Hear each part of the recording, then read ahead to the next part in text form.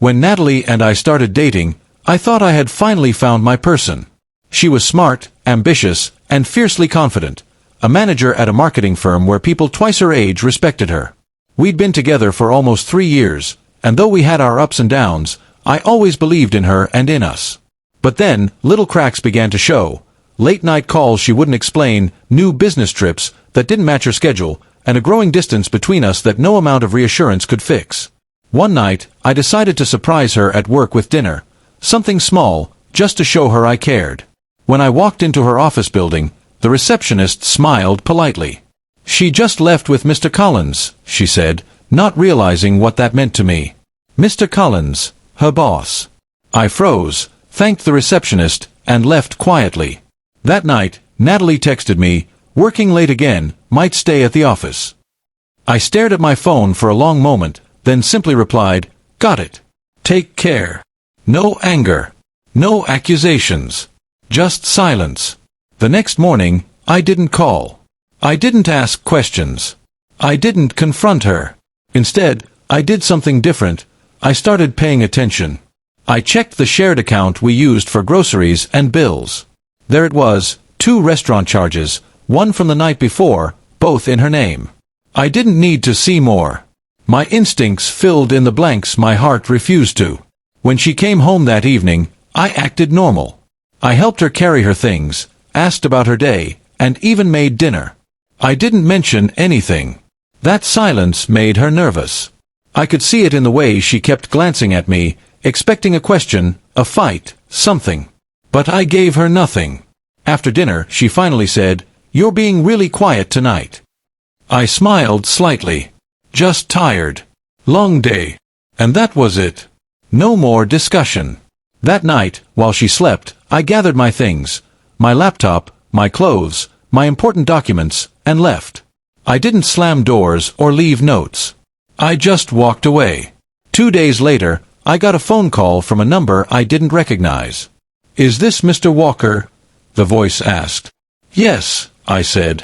"This is Daniel Collins," the voice continued, pausing as if to measure his words. "Natalie's boss." I braced myself. "What can I do for you?"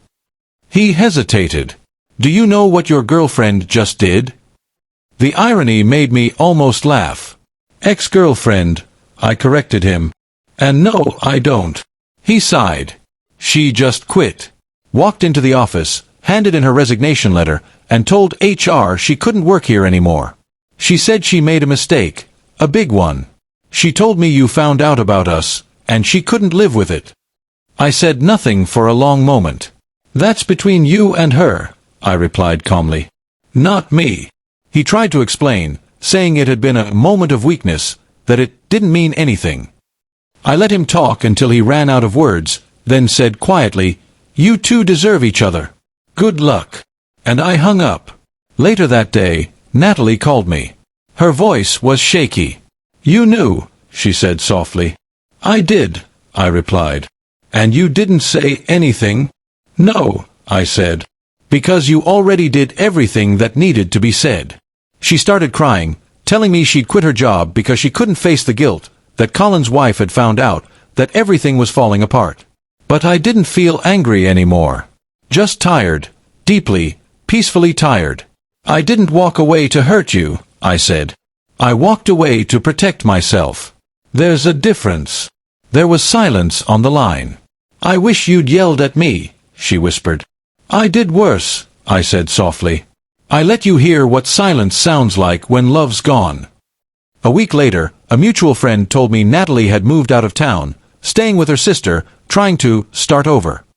Collins had been suspended from work pending investigation. Apparently, there were emails and records that made HR question how long their meetings had been going on. I didn't celebrate. I didn't gloat.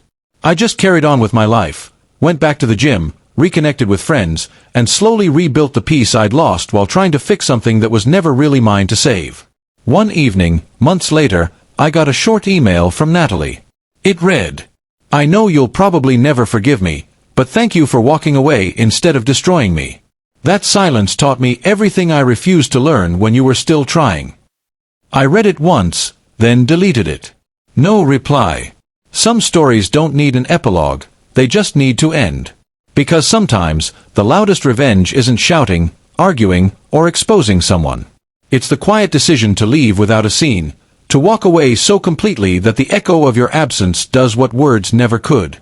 So when her boss called, shocked by her sudden breakdown, all I could think was, now you know what silence sounds like, too.